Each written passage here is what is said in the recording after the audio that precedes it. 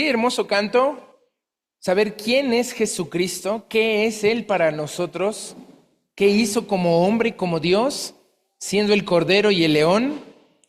Y eso es lo que tenemos que hablar a los demás. Así que vamos a orar para comenzar con el mensaje de hoy. Señor, cuántas gracias te damos por la oportunidad que nos das de estar aquí, el poder rendirnos a tu culto y poder estar en el servicio adorándote y exaltando lo que tu Hijo Jesucristo hizo en esa cruz por mí y por cada uno de los aquí presentes. Gracias, Señor, por esta oportunidad de compartir con todas las personas que hoy están aquí porque tú las trajiste. No es una cuestión de casualidad, no es un acto de la coincidencia, es porque tú estás interesado en nosotros de forma personal. Te pedimos, Señor, que quites cualquier distracción de nuestra mente, cualquier obstáculo que impida escuchar lo que tú quieres decirnos hoy y permítenos entender cuál es tu plan y cuál es la forma en la que quieres que vivamos. Te lo pedimos en nombre de tu Hijo Jesús. Amén. Voy a poner un poco el ventilador, hace calor.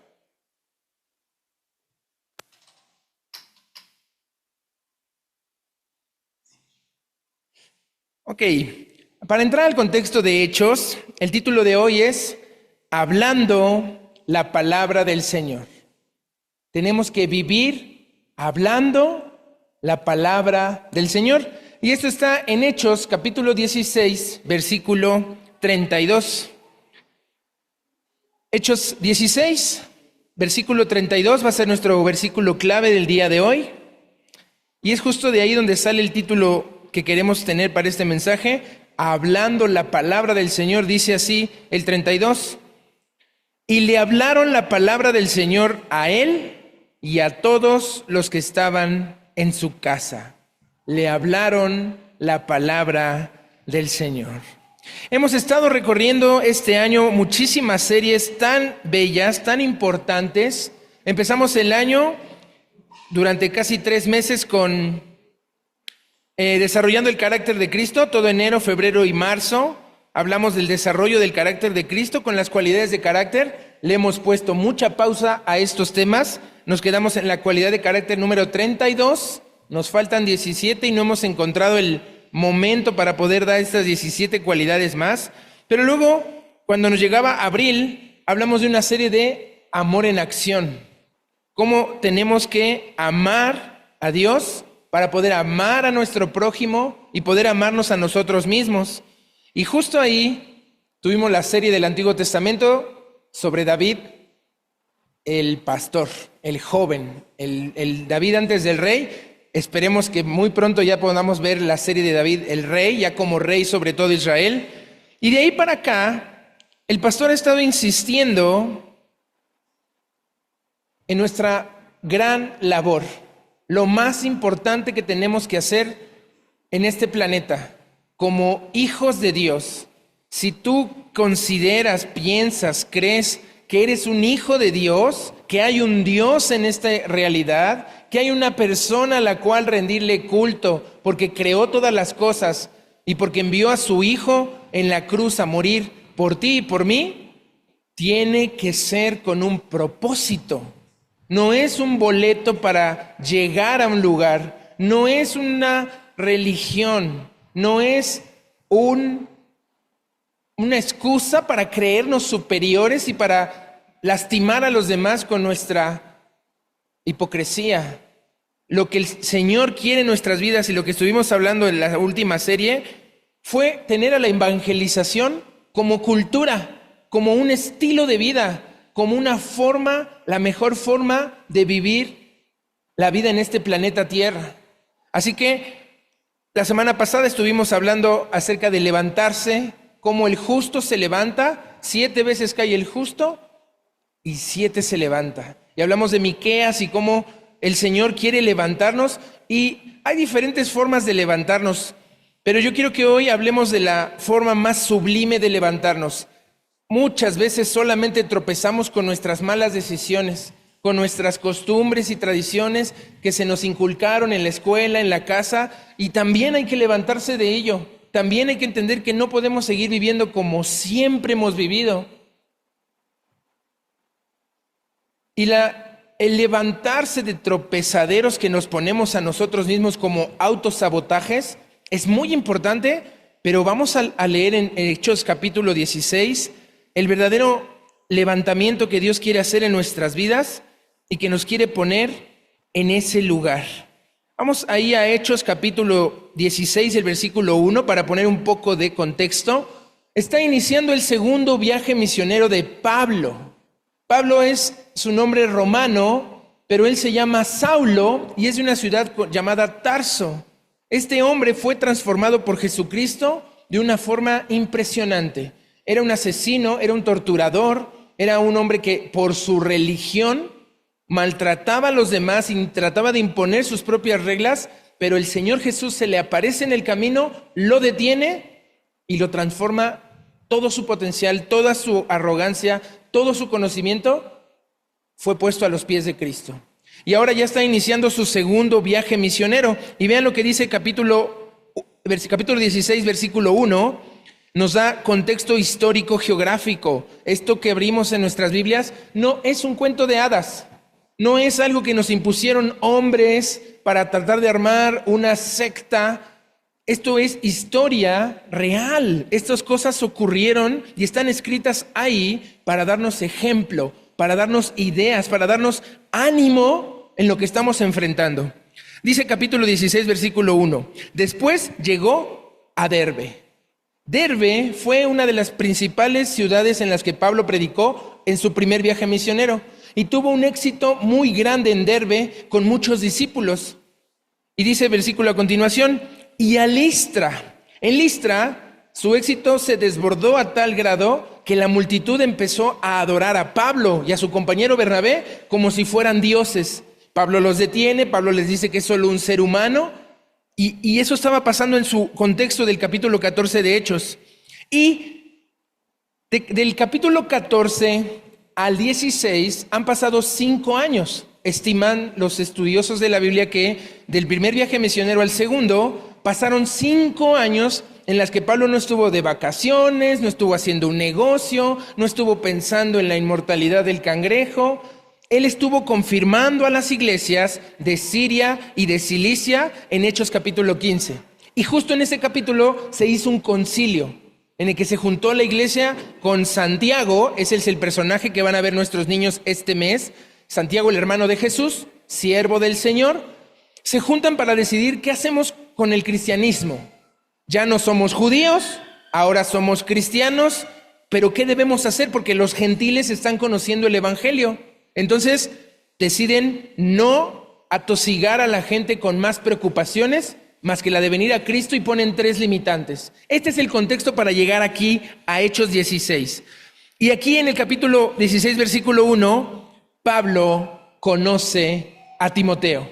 Más adelante vas a ver las cartas de Timoteo que son escritas por Pablo para hablarle a este joven y vean, dice ahí, y allí había cierto discípulo llamado Timoteo, hijo de una mujer judía creyente, pero de padre griego, y daban buen testimonio de él los hermanos que estaban en Listra y en Iconio.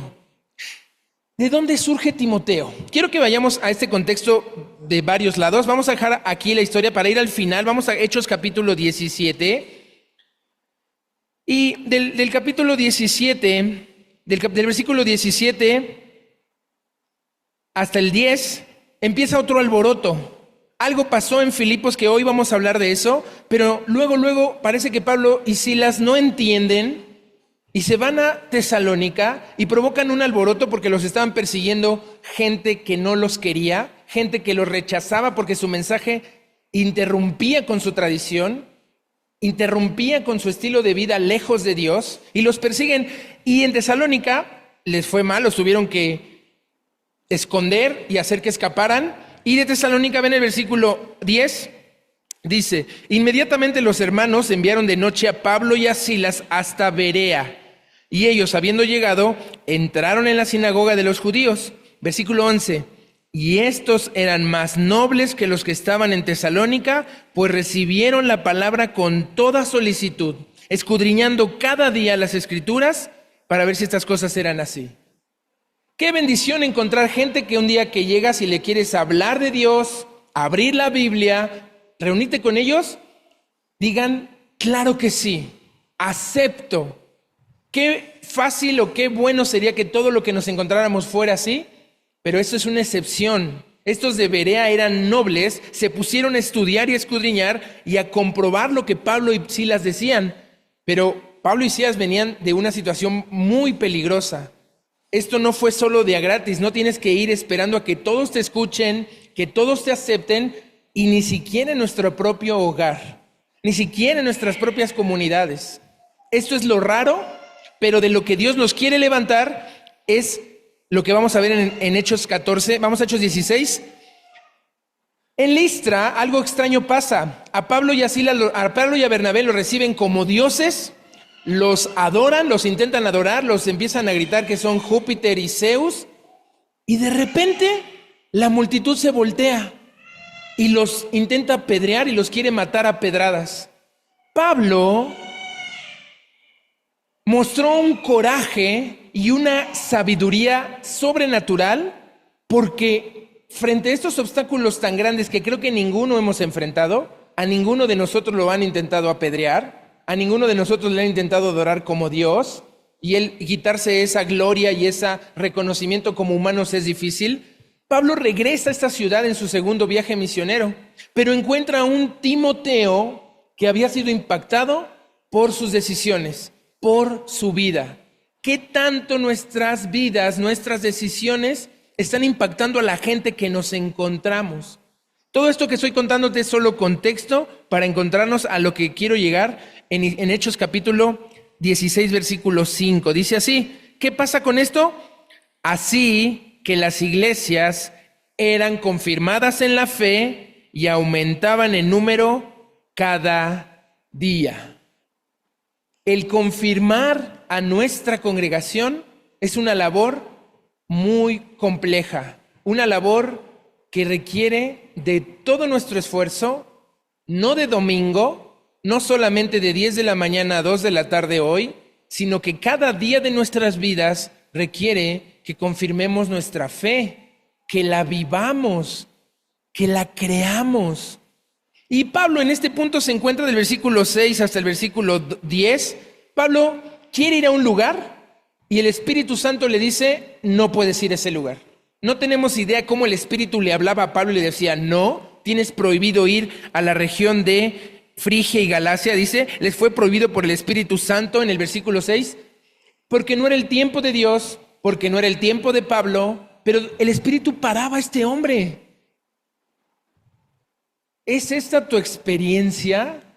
¿Hay algo que te dice detente? Obvio, seguramente lo sientes como un cargo de conciencia cuando vas por un mal camino. Pero aquí Pablo está haciendo el bien, está haciendo lo que el Señor ordena, pero el Espíritu aún le dice, no, por ahí no. ¿Cuántas de nuestras experiencias están en el camino del Señor y en ese camino el Señor te dice no, aunque tú crees que sí? Y el Señor te dice, cuidado, no quiero que hagas esto, pero tú estás diciendo, ¿por qué no? Si todo apunta allá, si las señales, si el sentimiento me lleva allá. Pablo obedece, se detiene, cambia de rumbo y cuando en el versículo 7 quiere ir a Bitinia, el Espíritu no se lo permite de nuevo. ¿Cuántas veces nos encontramos en una situación de necear contra algo que Dios nos ha dicho claramente no, que nos ha prohibido eso y seguimos intentando? Cambiamos de rumbo, intentamos otro y el Señor nos dice, no te lo permito. Y en el versículo 9 aparece algo muy extraño que no acostumbramos en nuestras congregaciones, pero que tenemos que tomar una pastura, porque dice así el versículo 9 del capítulo 16, y se le mostró a Pablo una visión de noche. Un varón macedonio estaba en pie rogándole y diciéndole, pasa a Macedonia y ayúdanos. Nosotros, como creyentes en la palabra de Dios y que creemos que en este libro Dios ha revelado su palabra, ha hablado lo que quiere que hagamos, no creemos en visiones de sueños, no seguimos líneas de visiones y cosas místicas, porque podemos confundirla con unos tacos muy pesados de anoche. y porque no hay necesidad de más si no estamos haciendo lo menos. Ahora bien, en lugares como el Oriente Medio, en lugares de mucho problema, esclavitud y de organizaciones tanto gubernamentales como paramilitares, donde está prohibida la Biblia, donde está siendo una persecución muy atroz, hay casos documentados y testigos de personas que dicen: Jesús se me apareció, me arrepentí y comencé a predicar el Evangelio. Si estás en un momento de persecución, si estás en una situación tan grave como esas, sí, y esa es la forma en la que como iglesias debemos de entender. Hay unas iglesias que son cesacionistas, o sea, ya cesaron esas revelaciones y esos poderes. Pero hay otras iglesias que son continuistas, que la cosa sigue pasando, que los milagros se siguen dando. Nosotros estamos en un punto medio. Dios no ha cesado de obrar, Él es el que sostiene la obra. Y tampoco creemos que Dios sigue haciendo cosas como hizo en los tiempos de los apóstoles. Entonces, aquí se le muestra una visión y le dice a este hombre: Pablo, pasa a Macedonia y ayúdanos. Esto no tampoco tenemos claro qué es lo que está pasando ahí, pero ¿cuántas veces en nuestras vidas encontramos a gente pidiéndonos ayuda? No a gritos, no diciendo textualmente ayuda, pero la vemos tropezar, la vemos enredada, la vemos desconsolada, desesperada, y a lo mucho le decimos que Dios te bendiga. O peor, voy a orar por ti, pero ni siquiera un amén le damos.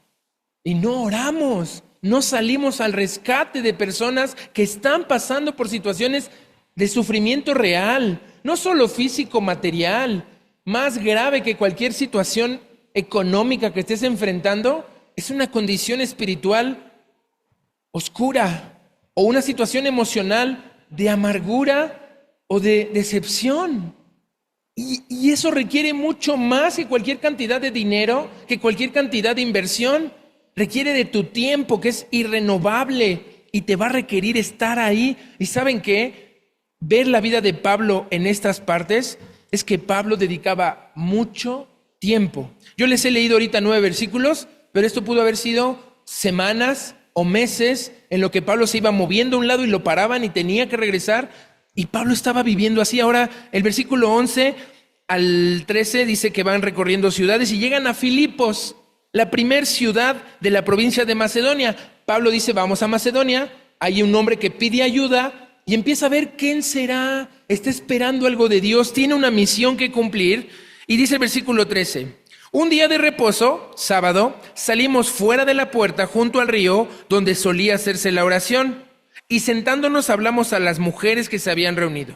Entonces una mujer llamada Lidia, vendedora de púrpura de la ciudad de Tiatira, que adoraba a Dios, estaba oyendo, y el Señor abrió el corazón de ella para que estuviese atenta a lo que Pablo decía. De repente va a aparecer una persona. Pablo ha sido expulsado de muchas congregaciones judías, de muchas sinagogas donde no lo aceptan, pero aquí aparece una mujer de la nada.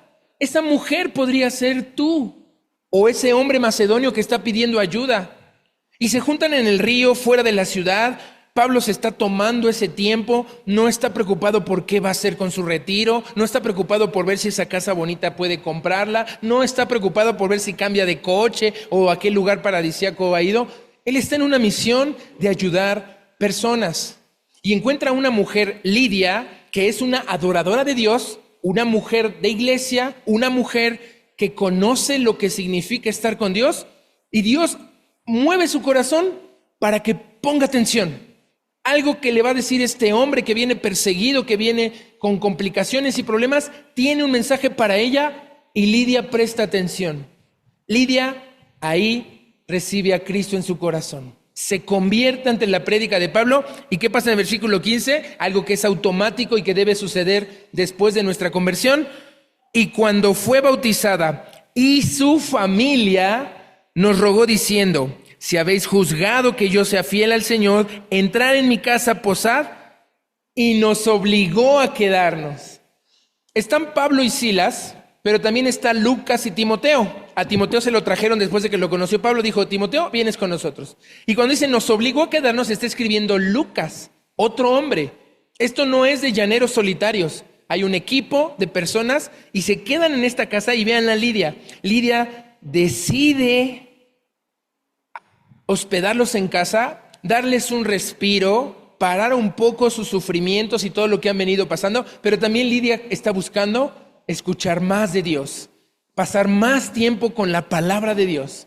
Y se tiene que tomar este tiempo y uno planea esas cosas. Uno está planeando llegar a un lugar, pasarla bien, llegar a un punto en nuestras vidas con un trabajo, con una educación, con una oportunidad. Y cuando uno va en camino, versículo 16 dice así: y aconteció que mientras íbamos a la oración, nos salió al encuentro una muchacha que tenía un espíritu de pitia. La palabra original aquí es pitia, que significa de pitón, de una serpiente. Esto quiere decir que era una posesión, no era es un tema de charlatanería o de lectura de cartas y tarot que tienen sus trucos. Algunas cosas sí tienen una cuestión sobrenatural, pero este en específico dice: la cual daba gran ganancia a sus amos adivinando. Esta mujer sin nombre, muy diferente a la primera mujer Lidia de iglesia, esta mujer siendo esclavizada, siendo explotada por unos amos, es una esclava, está adivinando por un espíritu oscuro, por un espíritu inmundo. Y vean lo que dice el versículo 17. Esta mujer, siguiendo a Pablo y a nosotros, daba voces diciendo: estos hombres son siervos del Dios Altísimo, quienes os anuncian el camino de la salvación. ¡Ay, qué buena publicidad!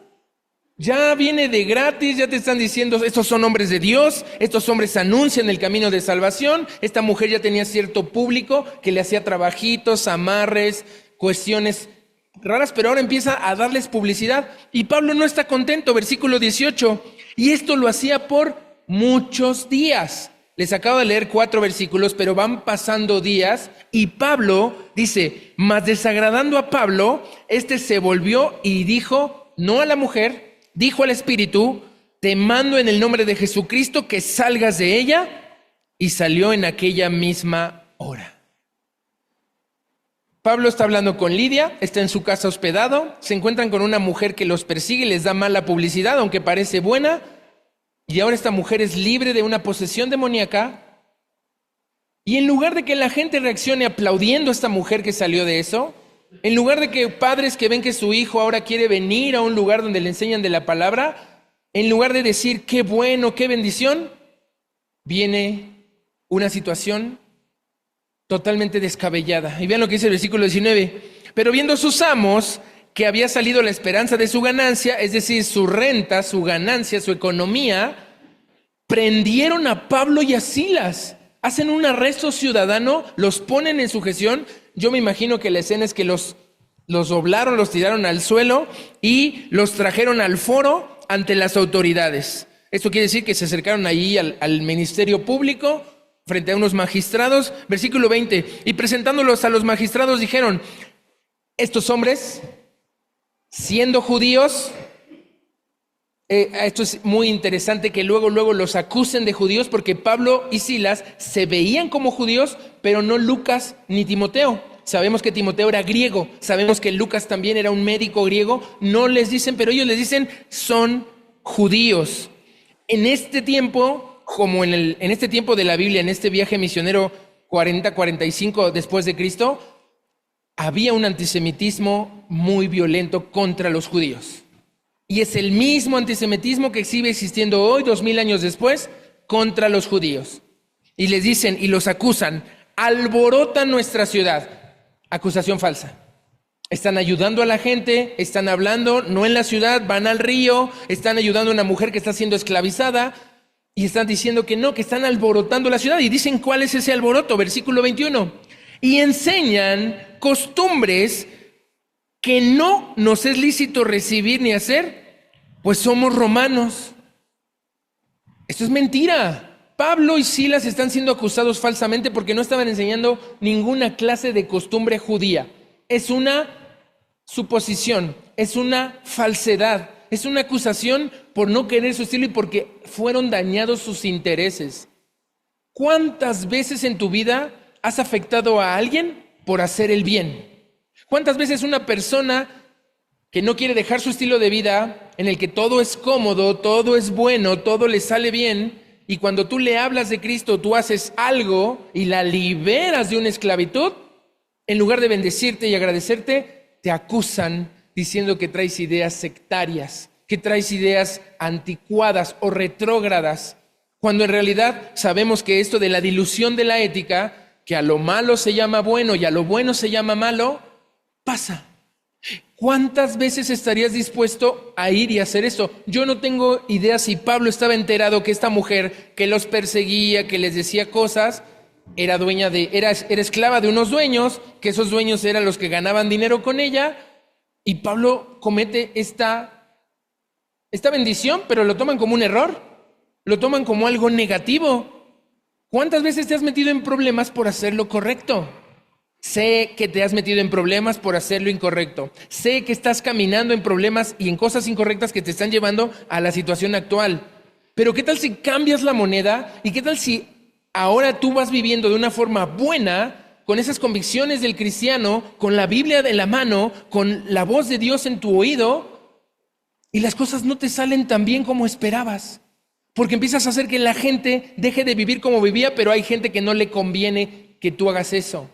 Hay gente que no le parece que tú vengas con ideas de vivir en paz, de vivir tranquilo, de vivir en comunión con Dios. ¿Cuántas veces nos ha pasado eso?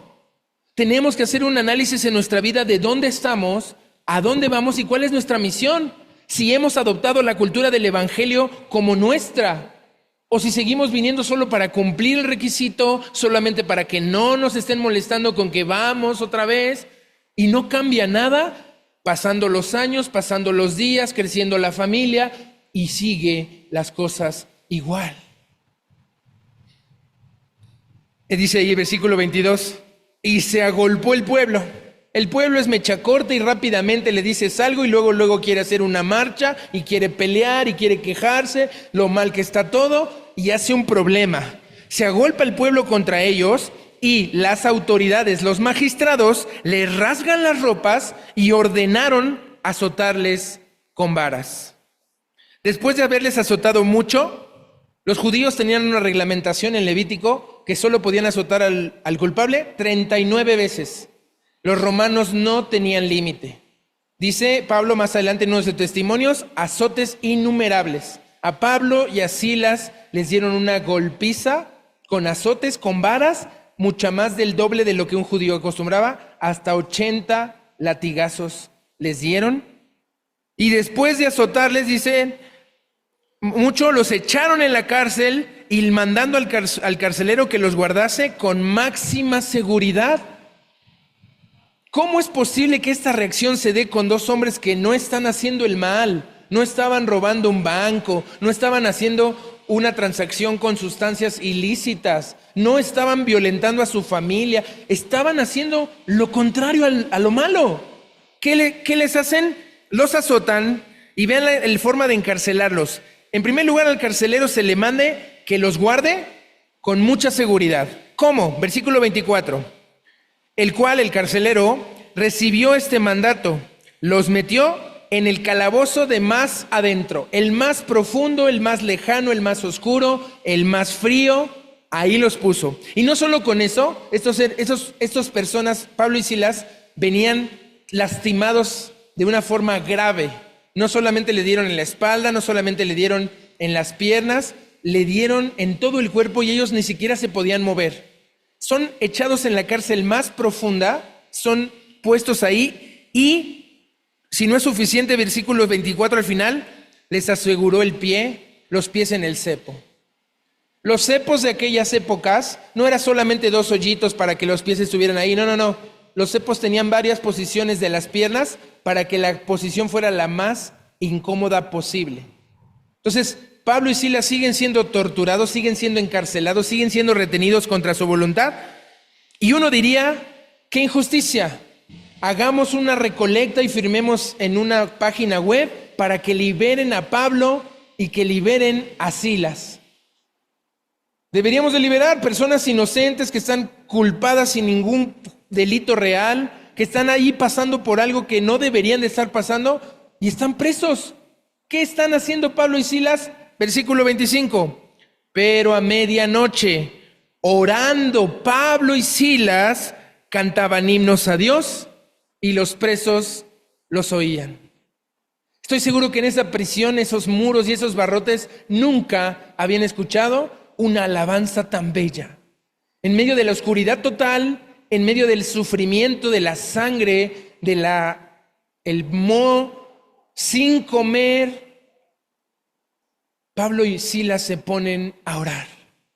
Y tú y yo, en la plenitud de la comodidad, en pleno siglo XXI, con todo a nuestro alcance, a un paso está el grifo de agua, a otro paso está el refrigerador, a otro paso está el televisor, ¿no interrumpes esa agenda para ponerte a orar como estos hombres oraban?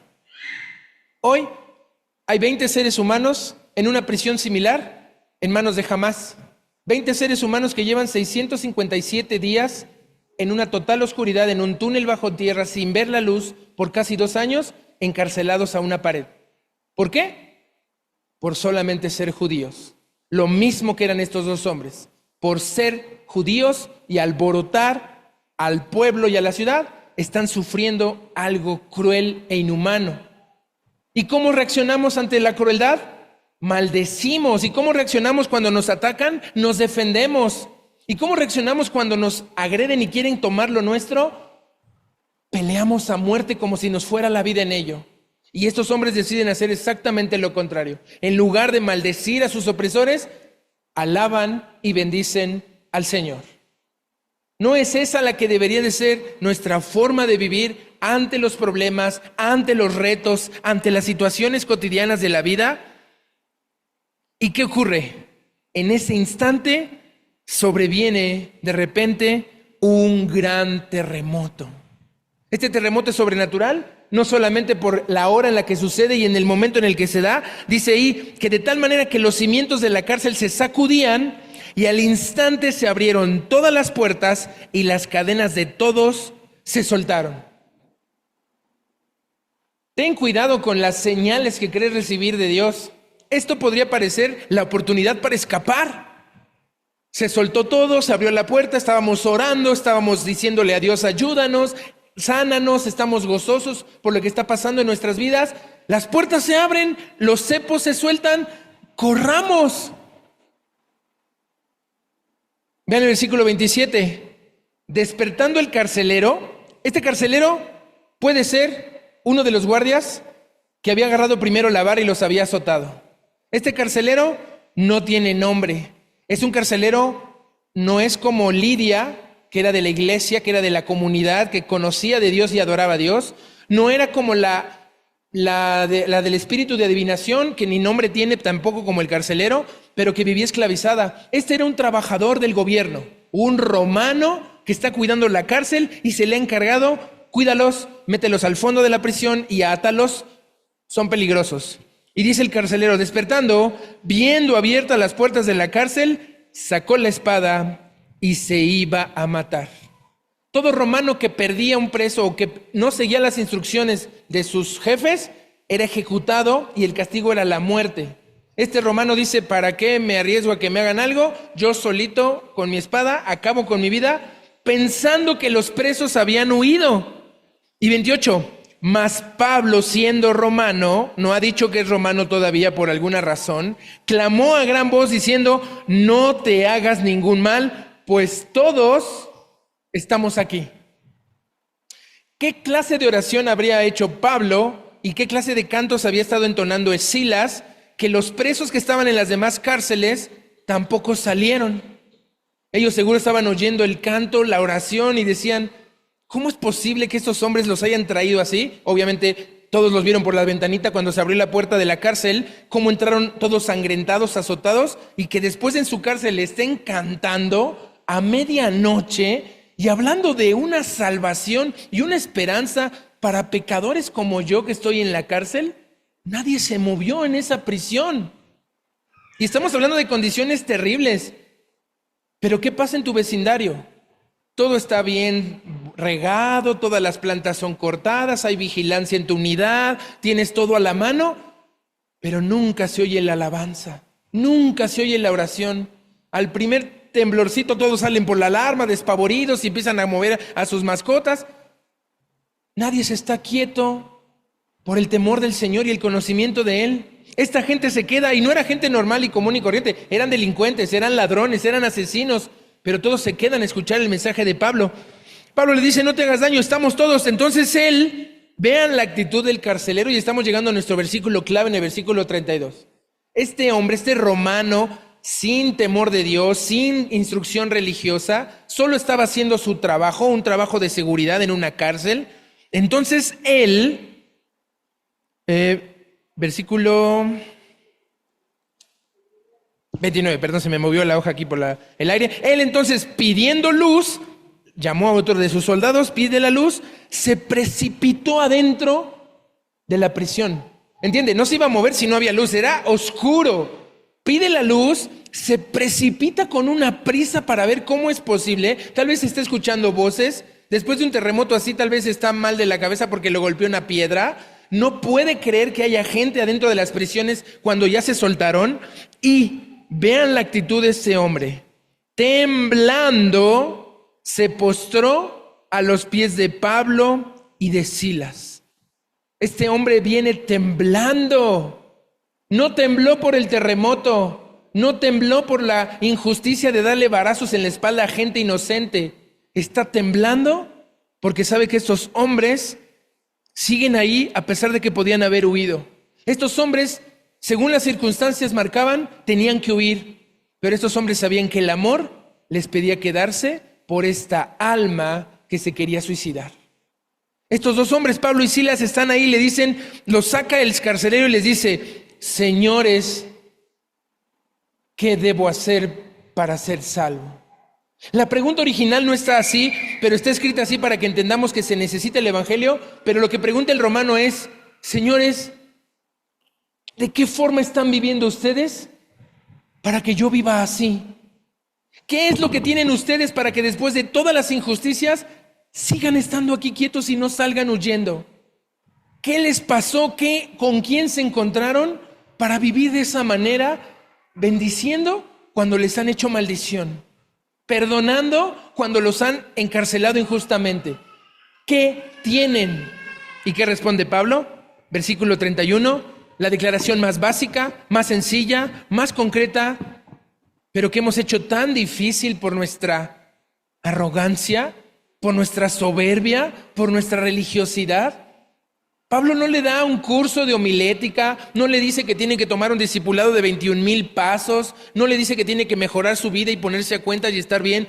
No le dice nada de eso. Solo le dice, y estas palabras las tenemos que grabar y las tienes que tener listas. En un entrenamiento militar, un capellán que preparaba a los soldados para ir a la guerra les decía, mira, estás en la guerra, puede estar un soldado en problemas y tienes 2 minutos para decirle el evangelio. Venga. Entonces a todos los que entrenaba como personas de guerra para salvar sus vidas y para darles ahí un poco de ánimo en la guerra, si no podían dar el evangelio en 2 minutos, nunca los aprobaba y no podían pasar el curso de capellán. Tienes 2 minutos para hablar a esta persona porque se va a morir por la bomba, porque perdió una pierna, porque está en medio de la guerra. 2 minutos, corre tiempo. ¿Estás entrenado para tener esa posibilidad en tu vida? Solo tienes 2 minutos para hablarle. ¿Qué le dirías? ¿Cómo lo harías? Tienes que decir lo que dice este versículo. Versículo 31. Cree en el Señor Jesucristo y serás salvo tú y tu casa. Y nada más. Cree en el Señor Jesucristo. Hoy toda la gente sabe quién es Jesús. Se burlan de Él, hacen canciones de Él, saben que hay obras de teatro de Él, que hay libros de la Biblia, pero no creen en Él.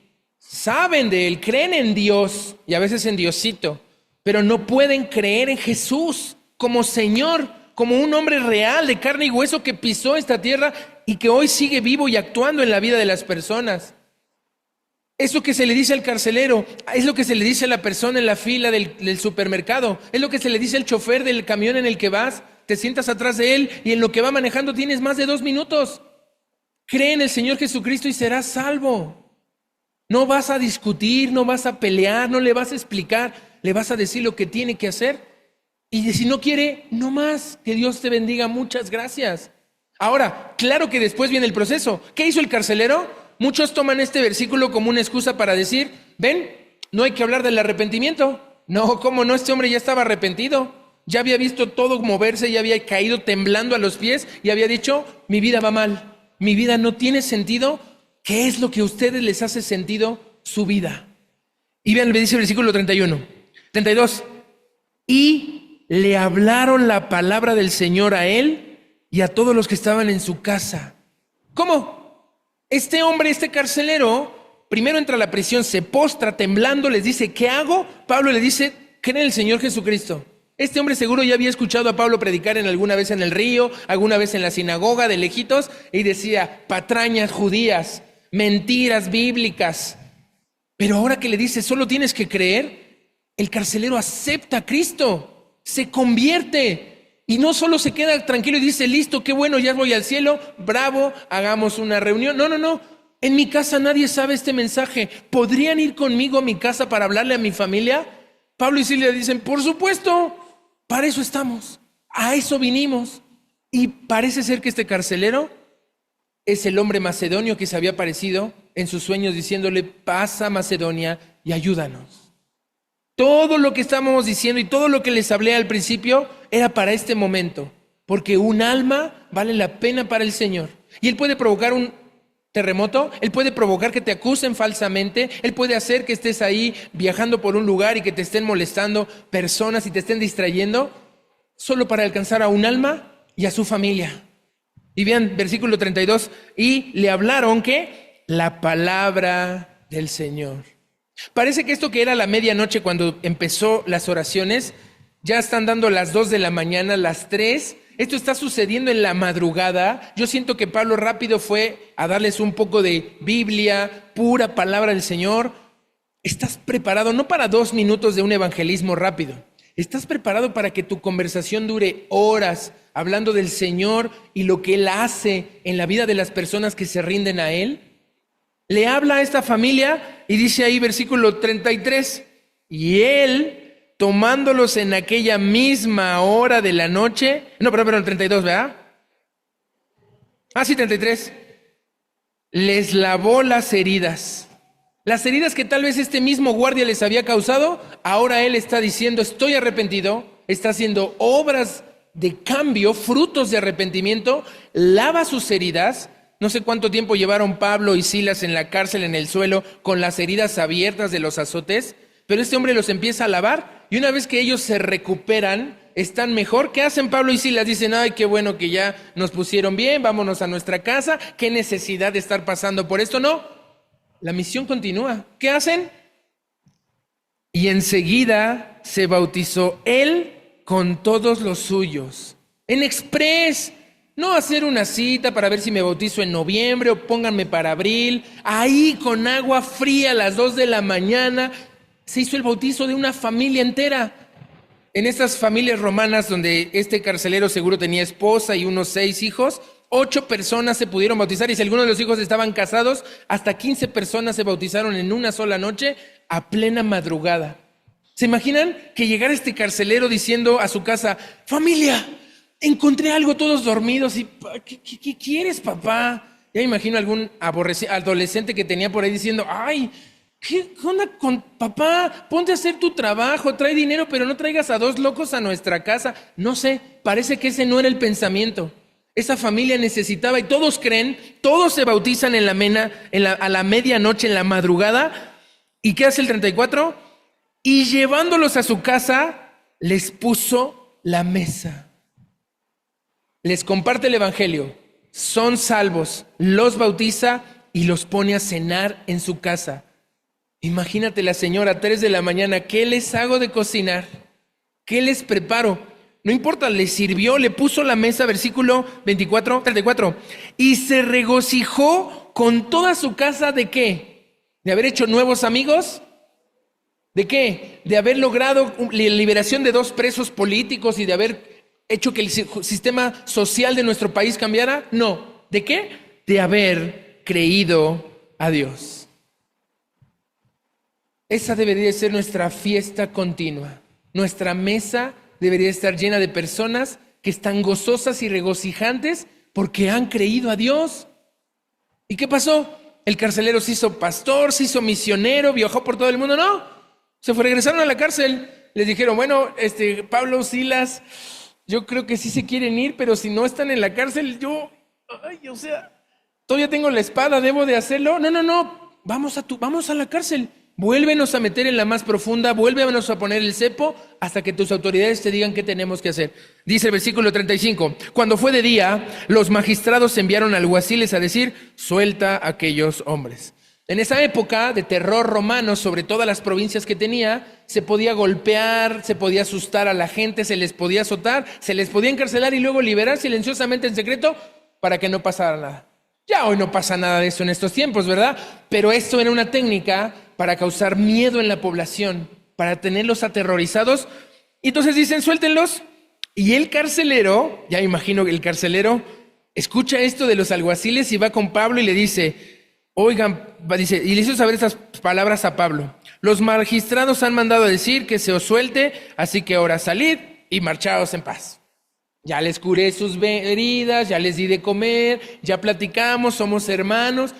Pablo, no te metas en problemas, lleva las cosas tranquilas, ya, vámonos por atrás, no pasa nada. No, Pablo no tenía una agenda romana, Pablo no tenía una agenda judía, tampoco tenía una agenda laboral, ni una agenda escolar, ni nada de lo que nos quita el tiempo. La agenda de Pablo era el Señor, y Pablo tenía asuntos que hacer en esa ciudad. No iba a ser en los términos de estos hombres que violaban la ley, que agredían a las personas y que hacían cosas como suicidarse porque las cosas salían mal. Todo eso lo paró Pablo. Pablo estaba enseñando una forma nueva de vivir. Versículo 37, Pablo les dijo, después de acusarnos públicamente, sin sentencia judicial, siendo ciudadanos romanos, nos echan en la cárcel y ahora nos echan encubiertamente. Pablo traía sus documentos, traía su oficio de nacido romano junto con Silas, traían toda la información, nunca les dieron tiempo de explicar, nunca les dejaron hablar y de presentar. Ahora se ponen dignos con toda la razón y a veces uno cree que el cristiano debe dejarse de todos y debe de ser el que da la otra mejilla y tiene 20 mejillas, pues que las dé. No es así. Pablo aprovecha una oportunidad para decir voy por un alma, pero también tiene que darse a respetar. También tiene que darse a entender que no son las cosas así. ¿Cuántas veces te enfrentas a tu autoridad sabiendo que es la autoridad, pero le dices con respeto, hagamos las cosas bien?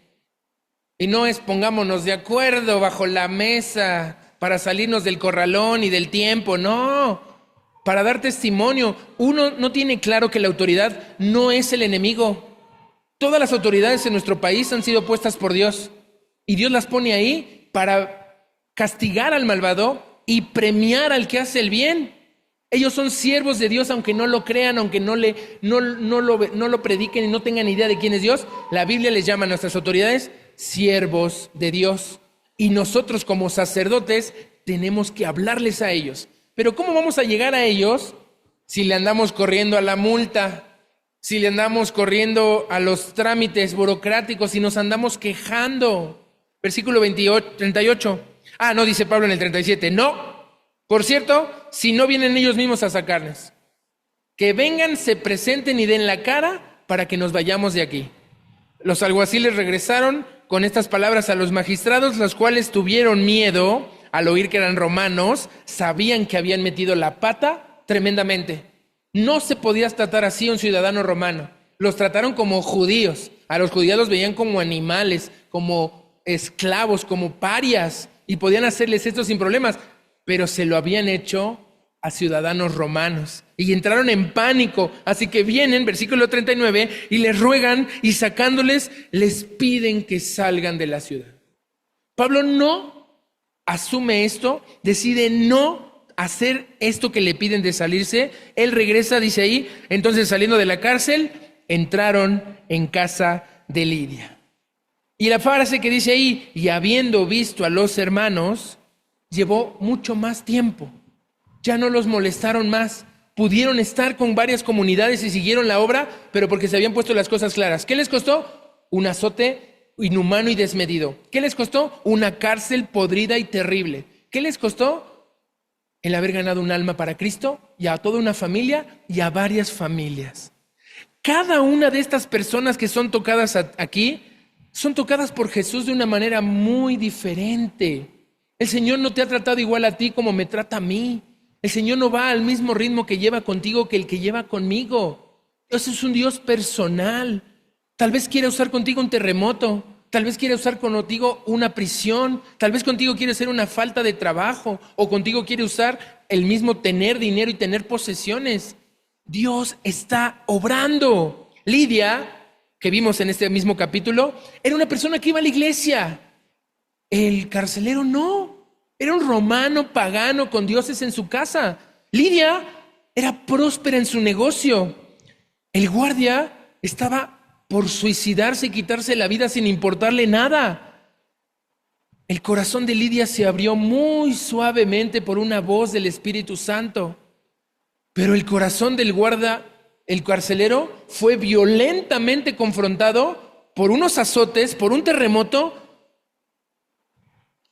El guardia vio esta señal extraordinaria, pero Lidia solo sintió el mover del Espíritu Santo en su corazón. Pero ambos escucharon el Evangelio, ambos creyeron en el Evangelio y cada uno de ellos pudo bendecir a toda su familia.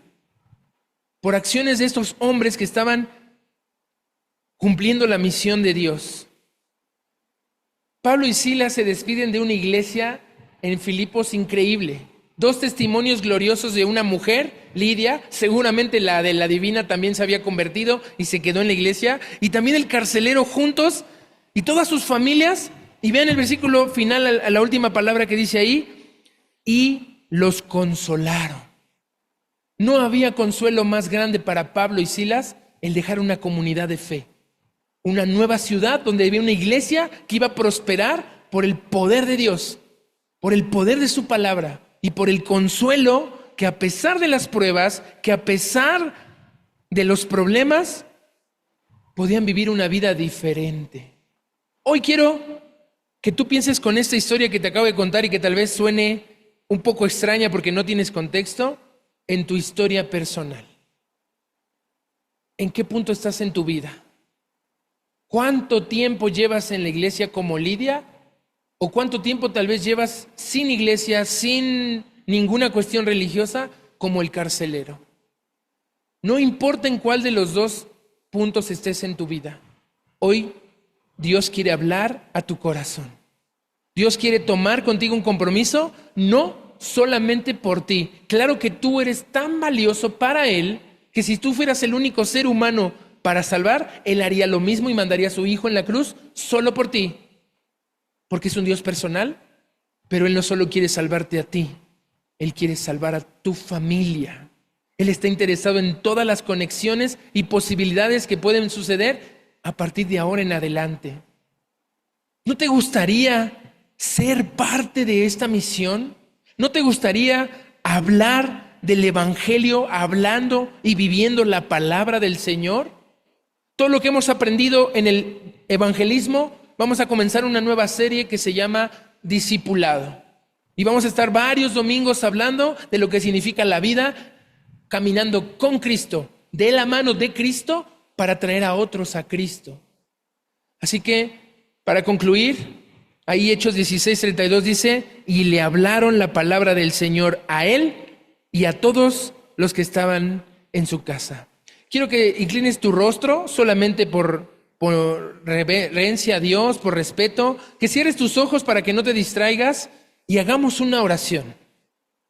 Y quiero hablarte a ti en primer lugar, si tal vez nunca has oído una historia así, una historia de violencia, de agresión contra ciudadanos que habían hecho lo bueno y que habían sido culpados injustamente, pero que tenían una misión de llegar a una persona que no había escuchado de Dios.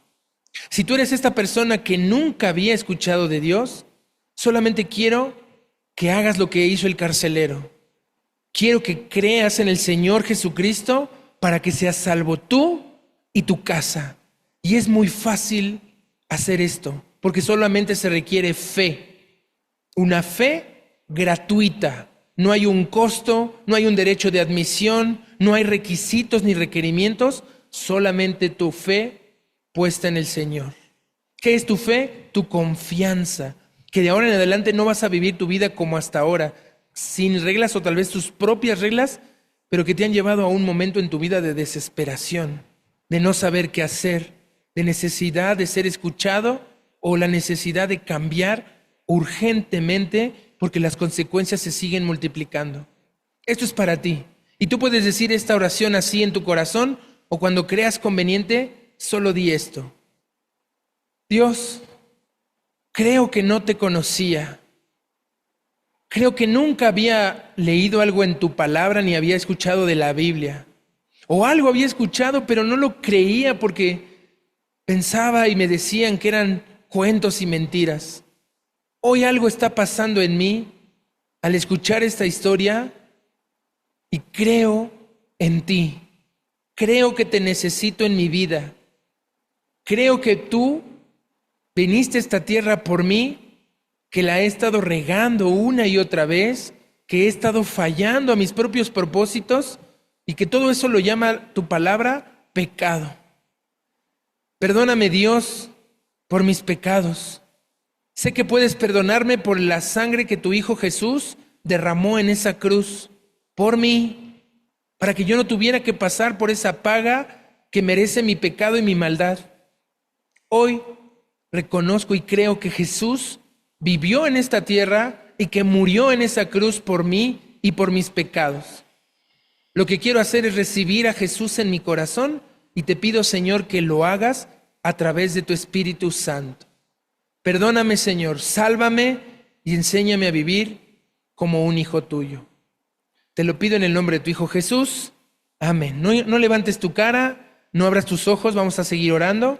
Si tú en esta mañana, ese día, tú hiciste una oración de este tipo y estás queriendo tener un encuentro con el Señor, solo levanta tu mano levemente, solo haz una señal de que tú entendiste el mensaje. Gracias a Dios por tu vida, baja tu mano. Gracias a Dios por tu vida, baja tu mano. Gracias a Dios. Vamos a orar para dar gracias por Dios, por estas personas y vamos a hacer también un pacto a los demás que no han levantado su mano. Gracias, Señor, porque hoy está ocurriendo el mismo milagro que en el carcelero. Una persona reconoció que necesitaba de ti, o dos personas, o tal vez más, pero no les da como pena o no quieren comprometerse públicamente. No hay problema, Señor, esto es un compromiso contigo en el secreto. Gracias a Dios por esto que ocurre hoy aquí. Y Señor, para todos los demás que tenemos esta seguridad de que tú moriste en esa cruz y nos has limpiado y nos has hecho venir aquí a tu casa para alabarte y para vivir, necesitamos renovar nuestro compromiso. Necesitamos redirigir nuestras metas que se han vuelto muy mundanas y muy terrenales y ponerlas a tu servicio. A que vayamos a una cárcel, tal vez acusados injustamente, pero ver en esa oportunidad terrible y no grata el poder salvar a una persona y a su familia. Pero ¿por qué, Señor, tendríamos que esperar a que venga el terremoto, la gran señal o una situación de cárcel así? ¿Por qué no hacerlo hoy mismo? ¿Por qué no ir hoy a una ciudad, a un lugar, a nuestros propios plazas, a nuestras propias calles, avenidas, a nuestras propias comunidades y decirle a las personas cómo están con Dios? ¿Cómo poderles ayudar a reconciliarse con Él? ¿Qué nos está pasando, Señor? ¿Será que no nos la creemos? ¿Será que sentimos que no tenemos la capacidad o la preparación? ¿O simplemente estamos tan enredados en nuestra propia problemática que no tenemos tiempo para eso? Ayúdanos, Señor. Tenemos la respuesta claramente frente a nosotros, cada uno de los que estamos aquí. Ya no queremos seguir avanzando sin fruto, sin la alegría y el gozo de ver a almas que cambian su vida y vienen a ti. Queremos vivir tu evangelio, tener esa cultura de la evangelización y vivir hablando la palabra del Señor. Te pedimos todo esto, Señor, en el nombre de tu Hijo Jesús. Amén.